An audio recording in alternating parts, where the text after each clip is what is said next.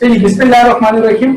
आज हम जिस डेरिवेशन का आगाज कर रहे हैं वो जो हमने पिछली डेरिवेशन की थी ना प्रेशर की, उसकी कंटिन्यूटी में चलेगी। तो सबसे पहले क्वेश्चन समझ लेते हैं कि क्वेश्चन एग्जाम में कौन से किस तरह पूछ रहा है, ठीक है। और ये बता दूं कि ये डेरिवेशन भी एग्जाम का हिस्सा है और एग्जाम में पूछी जाती है। तो क्वेश्चन कुछ इस तरीके से एग्जाम में आता है कि वो हमसे कहता है कि prove that average kinetic energy of molecules of ideal gas is proportional to absolute temperature। ये हमारा डेरिवेशन है। इस डेरिवेशन को हम करना शुरू कर रहे हैं। देखो, डेरिवेशन की सपोजिशन बिल्कुल वैसे ही होगी जिस तरीके से लास्ट डेरिवेशन की सपोजिशन थी, क्योंकि उसी काइनेटिक मॉलिक्यूलर थ्योरी की कंटिन्यूटी में हम इस डेरिवेशन को आगे बढ़ा रहे हैं। तो पिछली जो डेरिवेशन हमने प्रेशर की थी उसमें हमारी सपोजिशन क्या थी? हमारे पास क्यूबिकल वेसल है जिसकी तमाम साइड की डायमेंशन क्या थी? L थी। उसमें नंबर ऑफ मॉलिक्यूल्स कितने थे? हमारे पास कैपिटल N हमने लिखा था कि N is the number of molecule and they are moving in all direction and the collision with the walls of the container is elastic। तो ये सपोजिशन यहाँ पर भी मेंटेन रहेगी, ठीक है। आप इसको अंग्रेजी में जुमले लिख लेंगे। अभी सपोज कि we have n number of molecule in a cubical vessel of dimension L, the molecules are moving in all directions and the collision with the walls of the container is perfectly elastic। उसके बाद हम लिखेंगे as we have proved। अब derivation शुरू करने जा रहे हैं तो हम बोलेंगे as we have proved। हम क्या साबित कर चुके थे? हम ये साबित कर चुके थे कि प्रेशर जो होता है वो 1/3 रो v स्क्वायर बार के इक्वल होता है, राइट। नेक्स्ट स्टेप देखो हम क्या करने जा रहे हैं। P is equals to 1/3। मैंने आपसे लास्ट डेरिवेशन में कहा था कि एक चीज जरूर याद रखिएगा कि रो की वैल्यू किसके बराबर है। तो रो आपको याद है मैंने पिछली डेरिवेशन में बताया था m/v के बराबर था। तो आज हम डेंसिटी की जगह पे m/v रख रहे हैं और ये है v स्क्वायर बार। मेरा ख्याल आसान स्टेप है। Next step is p is equals to 1/3m। Last derivation में मैंने आपसे कहा था कि आपने nv भी याद रखना है कि nv किसके लिए स्टैंड करता है। तो total number of molecule n divided by total volume is v। This is your value of nv।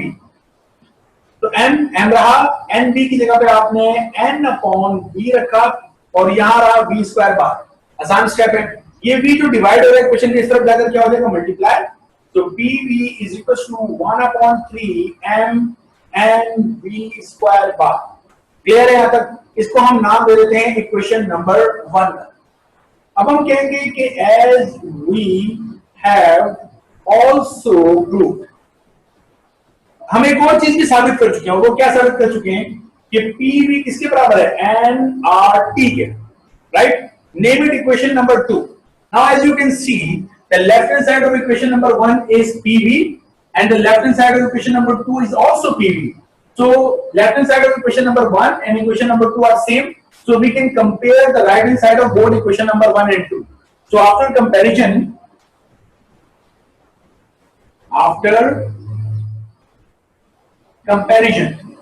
इसकी राइट हैंड साइड है हमारे पास 1/3 m n v स्क्वायर बार और इसकी राइट हैंड साइड है हमारे पास n r t। मेरा ख्याल है आसान किस्म की बात है, कोई मुश्किल नहीं होगी इसके अंदर, ठीक है। अच्छा, फिर हम क्या करने जा रहे हैं? अब हम यहां पर एक न्यू डेफिनेशन तो नहीं कहना चाहिए, हम कहना चाहिए कि other definition of the mole की बात करने वालों में। हम मोल के बारे में इस तरीके से जानते हैं। एक तो हम ये जानते हैं मोल्स के बारे में कि मोल्स जो होते हैं वो होता है mass in grams divided by जिसे हम कहते हैं relative molecular mass, राइट। तो इस मोल को हम रिप्रेजेंट करते थे n से, mass in gram को स्मॉल m से और relative molecular mass को कैपिटल M और नीचे R लिख देते हैं। This is one definition of mole. ये जो डेफिनेशन ऑफ मोल है ये है इन टर्म ऑफ, आपको कहना चाहिए कि हम तोल के डेफिनेशन करें। but there is one another definition according to Avogadro's. Avogadro's ने एक नंबर बताया था जिसको हम Na कहते हैं, इसको हम कहते हैं Avogadro's नंबर। और ये Avogadro's नंबर ने बताया था कि किसी भी चीज का एक मोल ले लीजिए तो उसमें मॉलिक्यूल्स या एटम की तादाद 6.023 10⁻23 होती है। ये बात ठीक है? एक मोल में याद रखिएगा हमारे पास 1 मोल, तो 1 मोल में हमेशा इतने मॉलिक्यूल होते हैं। आज जरा मैं समझाने के लिए आपको ऐसा कह लेता हूं, मैं कहता हूं किसी भी चीज के एक मोल में, ठीक है, 1 मोल कंटेन, समझाने के लिए 10 मॉलिक्यूल। मैं फर्स्ट कर लेता हूं कि किसी भी चीज का अगर मैं एक मोल लेता हूं तो उस एक मोल में कितने मॉलिक्यूल होंगे? 10। ऐसा नहीं होता, मैं आपको पहले बता चुका हूं, एवोगाड्रो साहब ने फरमाया था कि किसी भी चीज के एक मोल में इतने मॉलिक्यूल होते हैं। लेकिन एक मिसाल दे रहा हूं जरा समझने के लिए कि किसी भी चीज के एक मोल में तो हम फर्स्ट कर लो 10 मॉलिक्यूल है, तो मेरे पास अगर 20 मॉलिक्यूल है तो कितने मोल हुए? तो आप बोलोगे 10 मॉलिक्यूल पर एक मोल बनता है, तो अगर आपके पास 20 मॉलिक्यूल है तो आपके पास कितने मोल हुए? 2 मोल हुए। अब मैं कहूं मेरे पास एक कंटेनर, उसमें 50 मॉलिक्यूल है, 50 मॉलिक्यूल, कितने मोल हुए? तो आप बोलोगे 10 मॉलिक्यूल पर एक मोल है तो 50 मॉलिक्यूल के ऊपर 5 मोल हुए। तो आप मोल कैसे कैलकुलेट कर रहे हैं? आप मोल ऐसे कैलकुलेट कर रहे हैं कि आपने लिखा मोल, आपने किया जनाबे अली नंबर ऑफ मॉलिक्यूल को डिवाइड कर रहे हैं 10 से, ठीक है ना? जब मैंने आपको बताया 50 मॉलिक्यूल आपने 10 से डिवाइड किया तो आपने कहा 5 मोल है। जब मैंने आपसे कहा कि जनाब 20 मॉलिक्यूल है तो आपने 20 को डिवाइड किया 10 से तो आपने कहा 2 मोल्स है। तो इसका मतलब ये है कि this give the another definition of mole, और वो डेफिनेशन क्या है कि मोल को हम लिखते हैं n से, नंबर ऑफ मॉलिक्यूल को हम लिखते हैं कैपिटल N से, और ये मैंने क्या मान लिया था कि एक मोल में इतने मॉलिक्यूल हैं, जबकि एक मोल में असल में मॉलिक्यूल कितने होते हैं? इतने, ठीक है, जिसको हम क्या लिखते हैं? Na। तो मैं डिवाइड कर रहा हूं Na से। So this is the new definition or another definition of the mole, कि मोल कैलकुलेट करने का तरीका ये है कि नंबर ऑफ मॉलिक्यूल को एवोगाड्रो नंबर से डिवाइड कर दो। अगर ये वाली मेरी मिसाल आपकी समझ में आ गई है, ये 10 क्या था? जो मैंने अपना एवोगाड्रो नंबर बना लिया था कि एक मोल में 10 मॉलिक्यूल होते हैं, ठीक है? तो हमारा डेफिनेशन क्या बनी? नंबर ऑफ मॉलिक्यूल को जब भी एवोगाड्रो नंबर से डिवाइड करेंगे वो हमें क्या देगा? मोल देगा। ये मोल की definition in term of counting the molecules है, मॉलिक्यूल को हम काउंट कर रहे हैं। अब अगर ये बात, जैसे कि ये बात आपकी समझ में आ चुकी है, तो मैं 1/3 mn(v² bar is equal to, अब मैं इस मोल्स की जगह पे लिख रहा हूं n/na। मेरा ख्याल है अभी आसानी समझ में आ गई होगी बात। साथ में मल्टीप्लाई हो रहा है r और साथ में मल्टीप्लाई हो रहा है t। अब आप देख सकते हैं इस n से ये n क्या हो गया? हमारे पास कैंसिल हो गया, तो यहां पे बचा 1/3 mv² बार, और यहां पर है r divided by na into t। r numerator में, डिनोमिनेटर में na, तो r/na। याद रखिएगा ये जो r/na है हमारे पास, मैं यहां पे जरा आपको बता दूं कि जब भी हम r को na से डिवाइड करते हैं तो ये नया कांस्टेंट हमारे पास है जिसे हम कहते हैं बोल्ट्जमैन कांस्टेंट। तो k जो है हमारे पास ये कहलाता है बोल्ट्जमैन कांस्टेंट, और किससे रिप्रेजेंट करते हैं? k से। इस k को आप, जो हमने गैस लॉस पढ़े थे उसमें कांस्टेंट को k लिखा था, उसके साथ कंफ्यूज मत कीजिएगा अपने आप को। वो k सिंपल एक कांस्टेंट, एक नंबर था। ये k बोल्ट्जमैन कांस्टेंट है। तो बोल्ट्जमैन कांस्टेंट आपके पास किसके बराबर है? जब भी हम कभी यूनिवर्सल गैस कांस्टेंट को डिवाइड कर दें किससे? एवोगाड्रोस नंबर से। यही है ना Avogadro's number, Na, Avogadro's number, और R क्या है? Universal gas constant. तो नया जो कांस्टेंट मिलता है उसे हम क्या बोलते हैं? उसे हम कहते हैं बोल्ट्जमैन कांस्टेंट। अब R की वैल्यू हम जानते हैं 8.314, और एवोगाड्रोस नंबर हम जानते हैं 6.023 10⁻23। तो जब हम इसको डिवाइड करते हैं तो k की वैल्यू हमारे पास आती है 1.38 10⁻23 -23। अब देखो एवोगाड्रो नंबर तो एक नंबर है, नंबर का तो कोई यूनिट नहीं होता, लेकिन जो ऊपर यूनिवर्सल गैस कांस्टेंट है उसका यूनिट है। तो Na का यूनिट नहीं है, R का यूनिट है, तो K का यूनिट क्या होगा?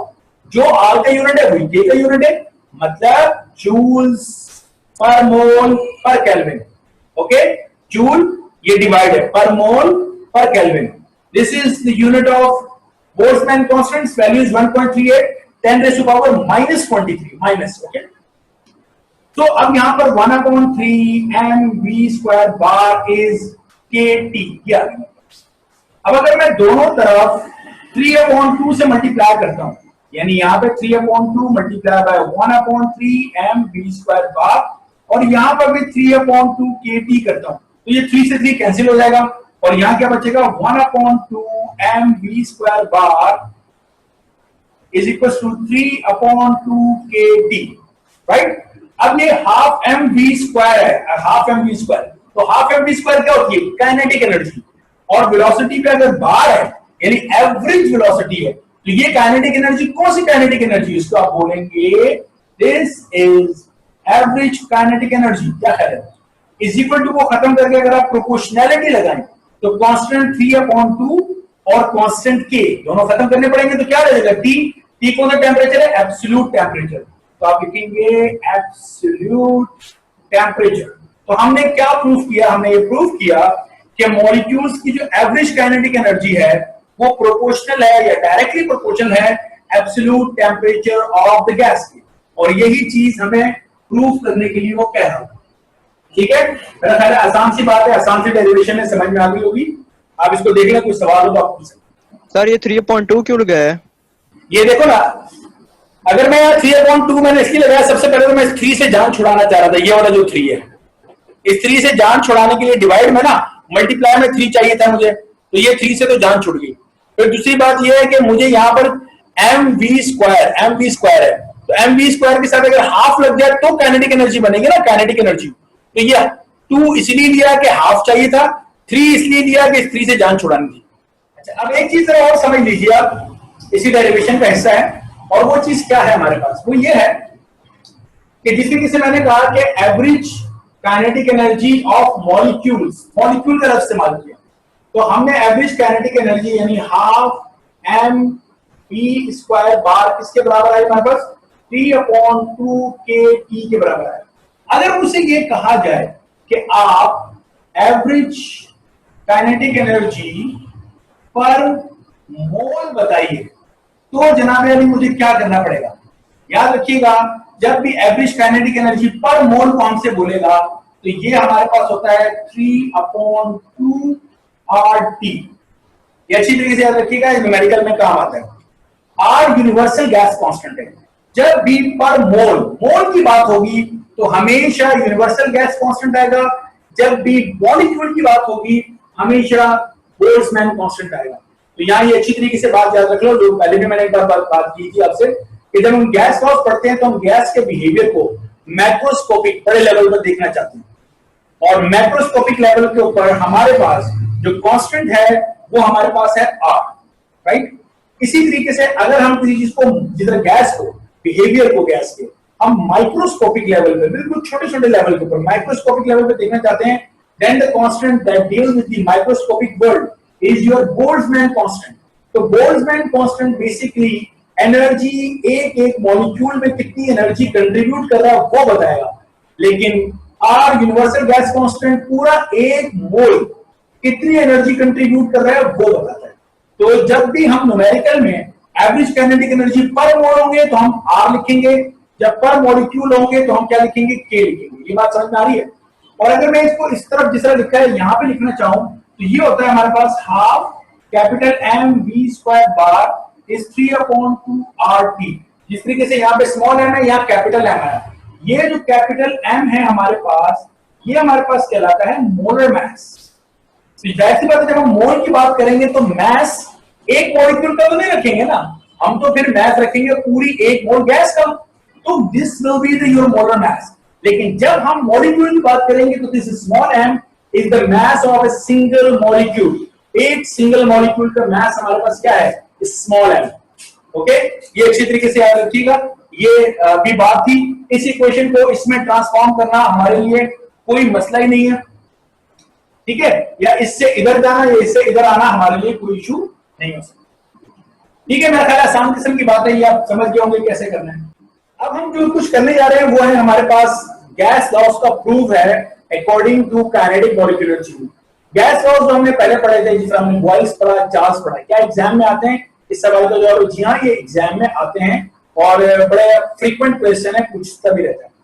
अब जो चार्ल्स और जो बॉयल्स लॉ, इससे पहले मैं आपको अभी सेकंड ईयर में पढ़ा चुका हूं, तो आपने फर्स्ट ईयर में पढ़ा हुआ है केमिस्ट्री में, जो सेकंड ईयर में मैं आपको पढ़ा चुका हूं। क्या वो चार्ल्स, क्या वो बॉयल्स लॉ आप एग्जाम में लिखेंगे? बिल्कुल मत लिखिएगा, एक नंबर आपको नहीं देगा, क्योंकि एग्जाम में वो आपसे बॉयल्स और चार्ल्स लॉ डिस्कस करने को कहता है according to kinetic molecular theory. तो अभी हम बॉयल्स और चार्ल्स लॉ प्रूफ करने वाले हैं according to kinetic molecular theory. तो देखिए हम कैसे करने जा रहे हैं। हम कहेंगे एज वी हैव प्रूव्ड, हम क्या प्रूफ कर चुके हैं? P is equals to 1/3 rho v square bar, right. उसके बाद नेक्स्ट स्टेप में P is equals to 1/3 rho इसके बराबर है mnv, साथ में v स्क्वायर बार। अभी थोड़ी देर पहले भी हमने डेरिवेशन में ये काम किया था, एक बार फिर मैं रिजल्ट दे देता हूं, रो किसके बराबर है? mnv। नेक्स्ट स्टेप में P is equals to 1/3 m और n अपॉन v जो है वो हमारे पास क्या होता है? nv होता है, v स्क्वायर बार। ये भी हमने डेरिवेशन में किया था, तो nv की डेफिनेशन मुताबिक n/v, right. v divide equation किसी हो जाएगा, मल्टीप्लाई हो जाएगा, सो pv is equals to 1/3 m n v square बार। ये सारा काम हुई है जिससे पहले भी डेरिवेशन में किया है, लेकिन यहां से थोड़ा सा चेंज है।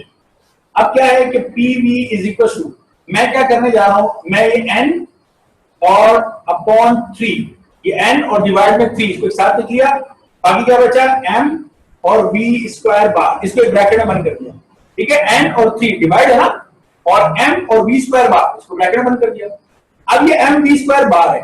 अभी थोड़ी देर पहले मैंने डेरिवेशन प्रूफ की थी, डेरिवेशन क्या प्रूफ की थी? Half m v square bar किसके बराबर होता है? 3/2 kt, ठीक है। तो इसका मतलब है m v स्क्वायर तो मेरे पास मौजूद है, क्या चीज नहीं है? डिवाइड पे 2। तो मैं यहां अगर अपनी मर्जी से डिवाइड पे 2 लगाऊंगा, तो अगर अपनी मर्जी से डिवाइड करूंगा तो मल्टीप्लाई भी करना पड़ेगा इक्वेशन को बैलेंस करने के लिए। तो मैं क्या कर लेता हूं, मैं यहां पर नेक्स्ट स्टेप में कर लेता हूं, मैंने क्या pv is equals to, ठीक है, यहां लिखा हाफ m v स्क्वायर बार, डिवाइड पे 2 मैंने अपनी मर्जी से लिया, तो 2/3 n करके लिखना पड़ेगा, तो मल्टीप्लाई में 2 लिखा, ये 2 और ये 2 कैंसिल हो जाएगा, फिर ये स्टेप आ जाएगा, इसका मतलब बात ठीक है। अच्छा, नेक्स्ट हमारे पास pv is equals to, ये है 2/3n, ये half M V square bar किसके बराबर है? 3/2 kt के। तो 2 से 2 और 3 से 3 क्या हो गया? कैंसिल हो गया। सो pv हमारे पास किसके बराबर है? n kt।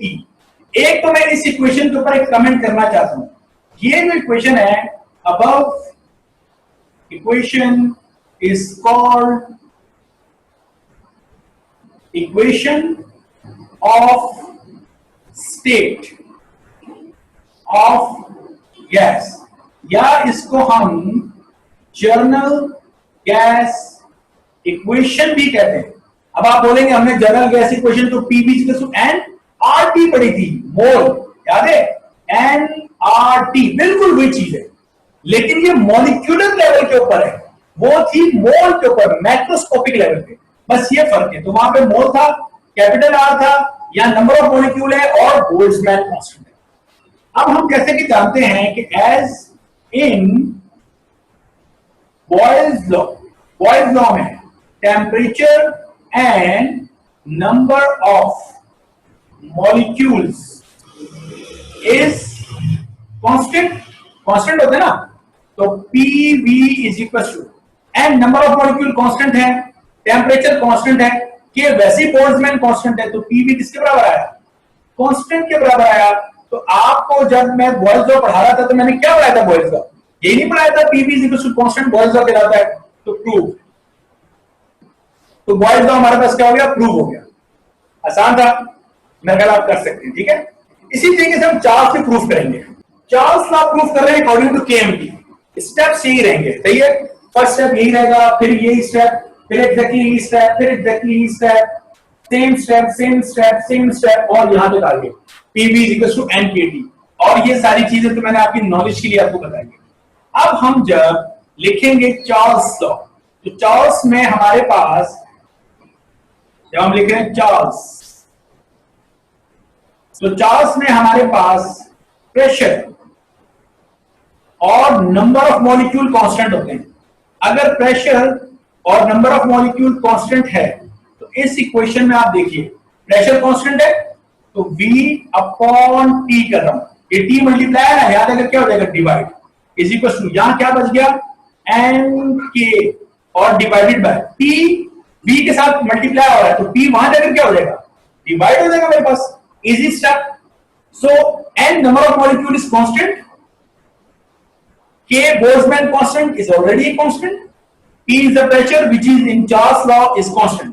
So what we have is V upon T is equals to constant. क्या यही नहीं था चार्ल्स लॉ हमने पढ़ा था, तो प्रूव्ड। तो चार्ल्स लॉ भी हमारे पास क्या हो गया, प्रूव हो गया। तो इसी के साथ हम क्वाइट एंड चार्ल्स प्रूव करेंगे। यहां जाके ऑलमोस्ट हमारा आधा चैप्टर कंप्लीट हो गया। हमने गैसेस की, आइडियल गैसेस की बात कर ली, काइनेटिक मॉलिक्यूलर थ्योरी की बात कर ली। अब हम चैप्टर के दूसरे और आखिरी हिस्से की तरफ मूव करेंगे जिसका नाम है थर्मोडायनेमिक्स। हम अगली क्लास में थर्मोडायनेमिक्स पढ़ेंगे और थर्मोडायनेमिक्स में वर्क समझेंगे, हम फर्स्ट ऑफ थर्मोडायनेमिक्स को समझेंगे, उसके स्पेशल केसेस को समझेंगे, उसके बाद फिर हम सेकंड ऑफ थर्मोडायनेमिक्स पे जाएंगे, उसके बारे में बात करेंगे और फिर हमारा ये चैप्टर हो जाएगा कंप्लीट। ओके, यहां तक आपके जहन में कोई सवाल हो तो आप पूछ सकते हैं। सर जब पेपर में ये वाला क्वेश्चन आएगा तो हम स्टार्ट ऐसे ही करेंगे कि as we have proved, नहीं, क्योंकि पेपर में तो पिछले No. होगी। As we have, ये कैसे तो, करेंगे? हाँ ये जो लिखा हुआ ना हमने as we have proved, इस as we have proved से पहले मैंने आपको बताया ना वही सपोजिशन लिखनी है जो सपोजिशन हमने प्रेशर वाली इस डेरिवेशन में लिखी थी। क्या हम कहेंगे, suppose we have a cubical vessel of dimension L and suppose there are n number of molecules which are moving in all direction in that cubical vessel, so that the collision of the molecule with the walls of the container is perfectly elastic. Now for that system, as we have proved that the pressure P is equal to 1/3 rho V square bar, where ध्यान से लिखना, where P is the pressure of the gas, rho is the density and V square bar is the average square velocity, right? उसके बाद फिर आप इसी तरीके से लेके चलिए, इसी तरीके से। और यहां पर हमने जिस तरह ये इक्वेशन, ये बहुत है, बिल्कुल ठीक है। ओके, समझ में आ गया आप लोग आपके? Supposition is must. Without supposition you won't get marks. Okay, ये अच्छी तरह याद रखिएगा कि ये भी जनरल गैस इक्वेशन कहलाती है और इसको भी हम equation of state of gas कहते हैं।